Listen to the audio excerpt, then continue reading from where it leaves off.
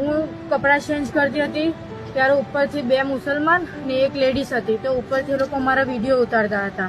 Songadh police સ્ટેશનમાં ગયા તો સોનગઢ પોલીસ સ્ટેશનમાં બી પોલીસવાળા અમને એવું કહેતા હતા કે આ તો તમે બચી ગયા, ક્યાં તો અહીં સોનગઢના મોમેડન છે, તમને તો મારી જ લાગતી. सभी को जय श्री राम। पहलगांव जैसी सेम घटना हमारे गुजरात में बनी है सोनगढ़ में।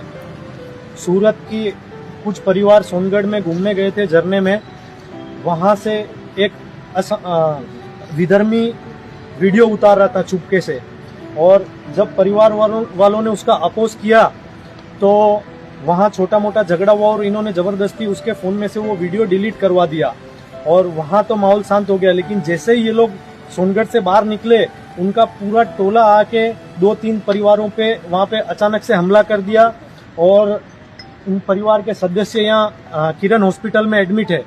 ये भाई को भी यहाँ पर चोट लगी है, इनको कम लगी है, इनके परिवार के दूसरे लोग हैं उनको ज़्यादा चोट लगी है।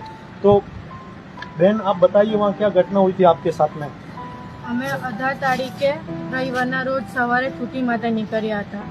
ત્યાં નીકળ્યા તો થોડી વાર થઈ અમે લોકો નાહ્યા અને અમે લોકો ઘરે જવા માટે રિટર્ન થયા ત્યારે હું કપડાં ચેન્જ કરતી હતી ત્યારે ઉપરથી 2 મુસલમાન ને એક લેડીઝ હતી, તો ઉપરથી એ લોકો મારા વિડીયો ઉતારતા હતા.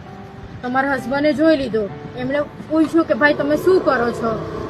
એટલે એ લોકો સામેથી નીચે આવ્યા ને તો કે અને ગમે તેમ બોલવા માંડ્યા. બોલીને એમ કે ભાઈ શું છે તારી મગજમાં, તું અમારા અહીંયા આવીને ઇલાકામાં આવીને અમને બોલે છે. એ રીતના પછી એમનું ગળું દબાયું ને પછી ગળું દબાઈને જેવો ધક્કો માર્યો ને તો નીચે પડે તો માથું જ ફૂટી ગયું એમનું. ત્યારબાદ સાહેબ પછી અમે લોકો ત્યાં મેટર પૂરી થઈ ગઈ. પછી અમારું આખું ફેમિલી, મારા ભાઈઓ, બીજા ભાઈઓ લોકો અમને લઈને ઉપર જવા માંડ્યા. જેવા ઉપર છે એટલે છોકરાઓ લઈને અમારી ભાભી લોકોએ ગાડીમાં મૂકવાનું ચાલુ કર્યું. એટલે પેલા જે મારા જે મોટા ભાઈ ખરા જે અત્યારે હોસ્પિટલમાં એડમિટ છે એ લોકો પર હુમલો ચાલુ કર્યો. મારામાં બ્લીડિંગ નહોતું આવતું હતું એટલે મારા ભાઈ લોકો અને બીજા કાકી લોકો મને લઈને આવતા હતા. જેવા અમે પહોંચીએ તેઓ મારા ચશ્મા છે તો મને અહીંયા ચશ્મામાં ફટકો માર્યો એટલે મારા ચશ્મા લીધે મારો આ ભાગ બચી ગયો. મારા ચશ્મા ત્યાં તૂટી ગયા તો મારા બીજા ભાઈ લોકોને લોહી લુહાણ કરી નાખેલા હતા. ત્યાંથી અમે તાત્કાલિક ગાડીને ભગાવતા હતા તો અમારા જે ભાઈ લોકોની 4 વ્હીલર હતી એ લોકોને તાત્કાલિક ઇમરજન્સીમાં લઈ જવા. પોલીસને ફોન કર્યા આવી નહીં રહ્યું હતું. ત્યાંથી જેવા ભાગવા ગયા તો ગાડી પર બી એ લોકો હુમલો કરવાનું ચાલુ કર્યું.